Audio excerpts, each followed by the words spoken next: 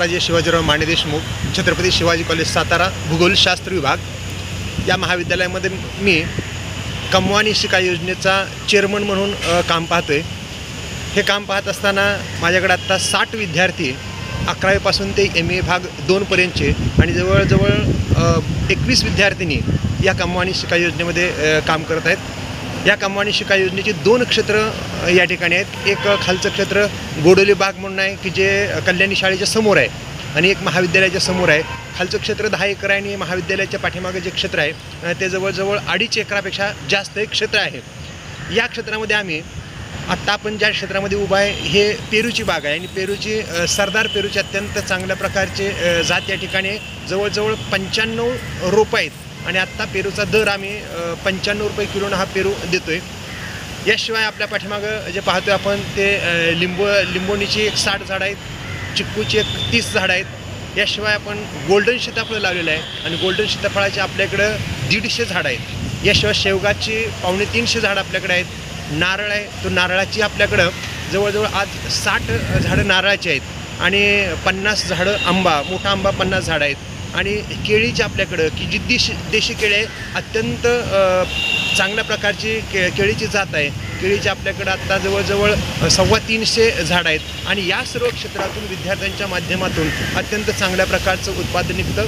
महाविद्यालयाचे प्राचार्य आणि रयत शिक्षण संस्थेचे सचिव विठ्ठल शिवणकर साहेब यांच्या मार्गदर्शनाखाली कमवानी शिका योजनेचे सर्व विद्यार्थी या वेगवेगळ्या बागेमधून चांगल्या प्रकारचे उत्पादन घेत आहेत आणि त्याच्या माध्यमातून महाविद्यालयालाही त्याचा फायदा होत आहे। धन्यवाद। नमस्कार, मी विजय संपत शेळके, छत्रपती शिवाजी कॉलेज अंतर्गत चालवल्या जाणाऱ्या कमवा व शिका योजनेतील मी BA विद्यार्थी आहे। सर्वप्रथम मी कमवा व शिका योजनेतील कर्मवीर भाऊराव पाटीलांनी जी चालवली या योजनेचं मी खूप धन्यवाद देतो, कारण त्यांना गोरगरिबांसाठी ही कमवा व शिका योजना चालवली आणि आमच्या आमचं शिक्षण व्यवस्थित व्हावं म्हणून त्यांना आम्हाला ही योजना राबवली, त्याबद्दल त्यांचं मी खूप मनपूर्वक आभार मानतो। खरं तर मी 2018ला कोल्हापूर येथील काडसिद्धेश्वर मठामध्ये शिकत होतो। त्यानंतरनं मला सचिन करचे हिंदी विषयाचे प्राध्यापकांनी मला ह्या कमवा व शिका योजनेबद्दल माहिती सांगितली। त्यामुळे मी 2019 पासून ह्या कमवा व शिका योजनेमध्ये प्रवेश घेतला आणि तिथून माझं शिक्षण सुरळीत व व्यवस्थित चाललेलं आहे। आज ऑनलाईन जरी शिक्षण असलं तरी सर आम्हाला रेक्टर असतील वराडे सर, त्याचबरोबर आमचे माने देशमुख सर असतील, ह्यांना आम्हाला शिक्षणासाठी भरपूर काही उपलब्ध करून दिलेलं आहे। आणि ही आपल्या कमवा व शिका योजनेतील बाग आहे आणि ह्या बागमध्ये आम्ही दररोज 4 तास काम करतो। ही आपली पेरूची बाग आहे। या पेरूची बाग आहे, यामधून जे काय उत्पन्न जे निर्माण होते ते आमच्या म्हणजे शिक्षणासाठी ही संस्था खर्च करते आणि रयत शिक्षण संस्थेने मला खूप काय दिलेलं आहे आणि इथून पुढं बी काय देत राहील। रयत शिक्षण संस्थेचं मी खूप आभार मानतो आणि मी ह्या संस्थेसाठी पुन्हा आयुष्यात काहीतरी करू इच्छितो। त्यामुळे मी भविष्यात जरी मोठा अधिकारी वगैरे झालो तरी मी कमवा व शिका योजनेचा एक माजी विद्यार्थी म्हणून माझ्या मनामध्ये कायम आपुलकी आणि सद्भावना असेल। प्राध्यापक कदम आरजी, व्यवसाय शिक्षण हॉर्टिकल्चर विभाग, छत्रपती शिवाजी कॉलेजमध्ये काम करत आहे। पेरूबद्दल काही माहिती सांगत आहे.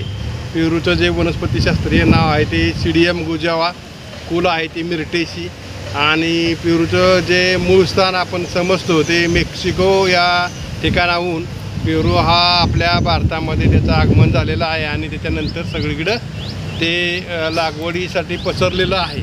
तर पेरूचं अतिशय आयुर्वेदिकदृष्ट्या खूप महत्त्व आहे. त्याचप्रमाणे इतरही त्याच्यापासून जीवनसत्व वगैरे आपल्याला मिळतात. त्याच्यामध्ये पेरूमध्ये अजीवनसत्व, लोह, चुना, कर्बोदके मुबलक प्रमाणात आपल्याला पेरूच्या सेवनातून मिळत असतात. त्याचप्रमाणे पेरूचं जर आपण सेवन केलं तर खाल्ल्यानं आपली पचनक्रिया सुधारण्यास मदत होत असते आणि म्हणून आपण सतत पेरूचं काय केलं पाहिजे, सेवन करून आपली आरोग्य ठीक ठेवण्यासाठी त्याचा उपयोग करून घेतला पाहिजे. त्याचप्रमाणे पेरूमध्ये पेक्टिनचं प्रमाण जास्त असल्यामुळे त्याच्यापासून टिकाऊ पदार्थ आपल्याला चांगल्या प्रकारे तयार करता येतात. पेरूपासून जॅम तयार करता येतो, जेली तयार करता येते. त्याचप्रमाणे सॅलडमध्ये त्याचा वापर केला जातो आणि आईस्क्रीम पावडरसुद्धा आपल्याला पेरूपासून तयार करता येतो. त्याचप्रमाणे रसामध्ये सुद्धा त्या ठिकाणी पेरूचा उपयोग आपल्याला केलेला दिसून येतो.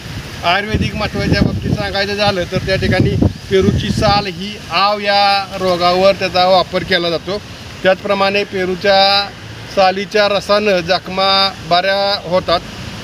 नंतर साल पाण्यात उकळून गुळण्या केल्यास दाढदुखीवर त्याचा अतिशय चांगला परिणाम झालेला आपल्याला दिसून येतो आणि म्हणून जर आपली दाढ दुखायला लागली तर त्या ठिकाणी काय करायचं, साल पाण्यामध्ये उकळून त्या ठिकाणी त्याच्या जर गुळण्या केल्या तर आपणाला त्या ठिकाणी काय करता येऊ शकतो, फायदा होऊ शकतो आणि काही प्रमाणामध्ये आपण या आयुर्वेदिक पद्धतीनं आजार बरे करण्यासाठी त्याचा उपयोग करून घेऊ शकतो.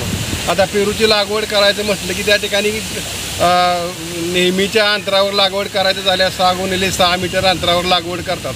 परंतु घनदाट लागवडीसाठी 2x2 मीटर अंतरावर लागवड केली तरी चालू शकतं. एवढंच की वेळेवर त्याची परत छाटणी करावी लागते आणि त्या झाडाचा आकारमान मर्यादित कसं ठेवता येईल हे त्या ठिकाणी पाहावं लागतं.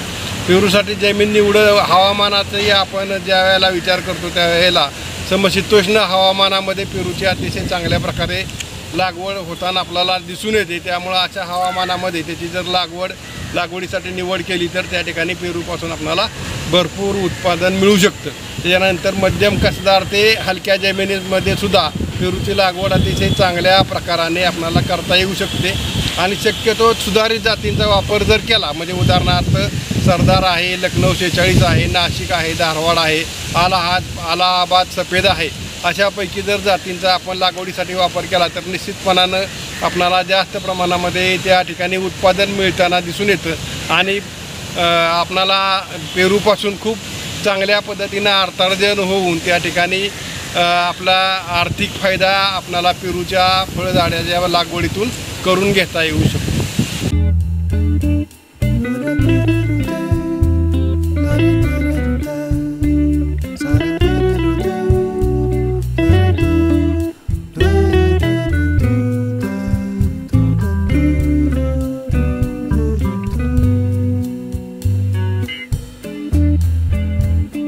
Thank you.